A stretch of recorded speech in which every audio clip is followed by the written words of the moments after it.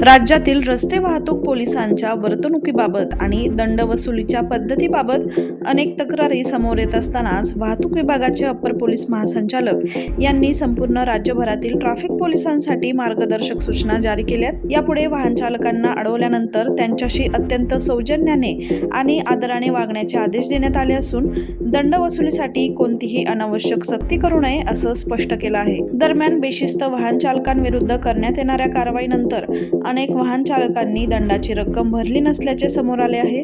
त्यामुळे थकीत वसुली करण्यासाठी पुणे वाहतूक पोलिसांनी 26 फेब्रुवारीपासून विशेष मोहीम हाती घेतली आहे। शहरातील वाहन चालकांकडून तब्बल 400 कोटी दंड बाकी आहे। त्यामुळे या मोहिमेचे काय होणार हा प्रश्न पडलाय। अप्पर पोलीस महासंचालकांनी दिलेल्या पत्रात नमूद केले आहे की वाहतूक पोलिसांचे मुख्य काम हे रस्ते सुरक्षा आणि वाहतूक सुरळीत करणे आहे। केवळ दंड वसुली